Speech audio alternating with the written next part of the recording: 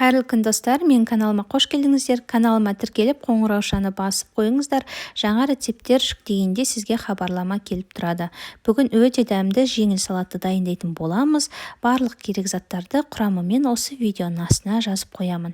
Видеоны соңына дейін көріп, пікір қалдырып достарыңызбен бөлісулеріңізді сұраймын. Ең алдымен тазалап жуылған салат жапырақтарын тәрелкемізге салып орналастырамыз. Бұл жерде менде руккола мен салат жапырағы. Мен осы салат жапырағын осы түрін қолдандым. Салат жапырақтарын пышақпен кеспейміз, осылай қолмен жұлып бөлеміз. Енді кезекте бізде апельсиніміз. Апельсиндерді бөліктерге бөліп, кіші бөлігін сығып аламыз осылай бөлек ыдысқа. Бұл бізде соус. Осының үстіне қазір бір шай қасық түйірлі дайын қышаны қосамыз, және бір ас қасық зәйтүн немесе сұйық май қосып, жақсылап соусты дайындап қоямыз араластырып. Осы соусымызды бір жерге қойып қоямыз бөлек.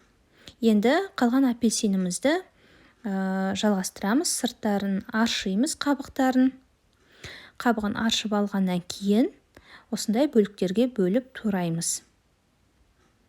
Жегенге ыңғайлы кесінділерге тураймыз. Дайындап қойған соусымызды қазір салат жапырақтарының үстіне құйып, апельсиндерді қойып шығамыз. Достар, жаңа жылға дастарханға жасап қойсаңыздар болады, өте дәмді. Мінекей, енді соусымызды салат жапырақтарының үстіне құйып шығамыз. Барлық соусты барлық жағына құйып шықтық. Енді апельсиндерді осы үстіне осылай қойып шығамыз.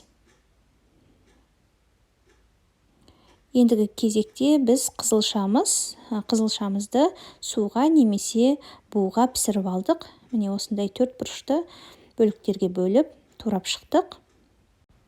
Енді қазір үстіне сүзбе сырын қойып шығамыз қасықтың көмегімен. Бізде сүзбе сыры, ол творожный сыр орысша айтқанда. Міне осылай бір қасықпен алып, екінші қасықтың көмегімен түсіріп отырасыздар. Өте дәмді салат. Дастарханға жасап қойсаңыздар тез желініп кетеді.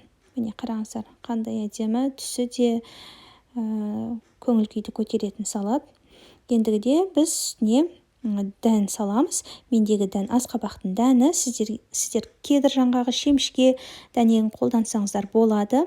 Соңғы штрих, сән үшін және дәм үшін бальзамдық тұздық кремін осылай сеуіп аламыз. Міне бізде осындай қышқылды әрі тәтті салатымыз дайын болды. Астарыңыз дәмді болсын, дастархандарыңыздың сәні болсын, сау болыңыздар. Келесі видео рецептте кездескенше, келе жатқан жаңа жылдарыңыз құтты болсын. Осы салатпен отбасыларыңызды қуантыңыздар.